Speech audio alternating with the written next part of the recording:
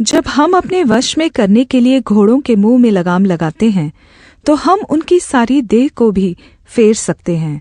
देखो, जहाज भी यद्यपि ऐसे बड़े होते हैं और प्रचंड वायु से चलाए जाते हैं, तो भी एक छोटी सी पतवार के द्वारा मांझी की इच्छा के अनुसार घुमाए जाते हैं। वैसे ही जीभ भी एक छोटा सा अंग है और बड़ी बड़ी डींगे मारती है।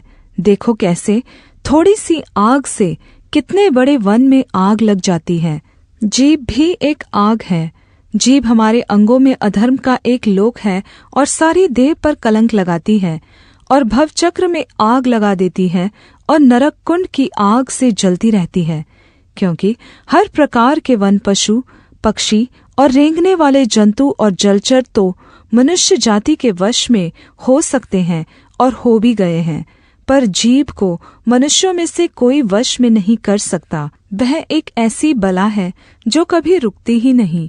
वह प्राणनाशक विष से भरी हुई है।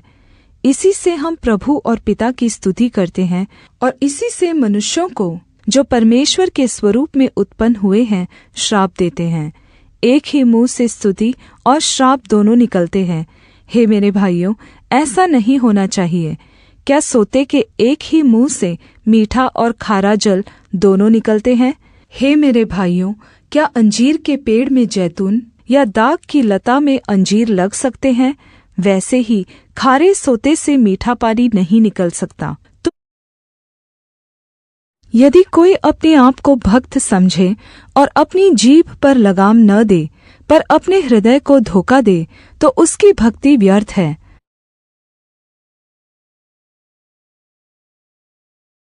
हे यहोवा, मेरे मुंह पर पहरा बैठा, मेरे होठों के द्वार की रखवाली कर। यहोवा परमेश्वर, मेरी चट्टान और मेरे उद्धार करने वाले, मेरे मुंह के वचन और मेरे हृदय का ध्यान तेरे सम्मुख ग्रहण योग्य हो।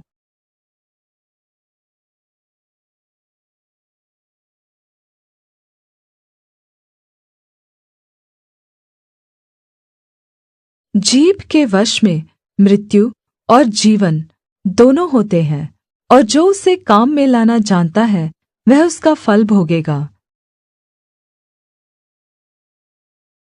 झूठ बोलना छोड़कर हर एक अपने पड़ोसी से सच बोले, क्योंकि हम आपस में एक दूसरे के अंग हैं।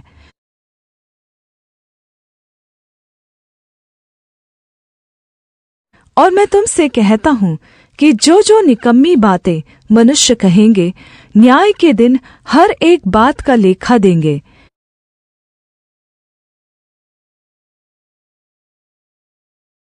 जैसे लोहा लोहे को चमका देता है, वैसे ही मनुष्य का मुख अपने मित्र की संगति से चमकदार हो जाता है। बकवादी बनके अपने लोगों में न फिरा करना और एक दूसरे का लहू बहाने की युक्तियाँ न बांधना। मैं यहोवा हूँ। अपने मन में एक दूसरे के प्रति बैर न रखना। अपने पड़ोसी को अवश्य डांटना, नहीं तो उसके पाप का भार तुझको उठाना पड़ेगा। बदला न लेना और न अपने जाति भाइयों से बैर रखना, परंतु एक दूसरे से अपने समान प्रेम रखना। मैं यहोवा हूँ।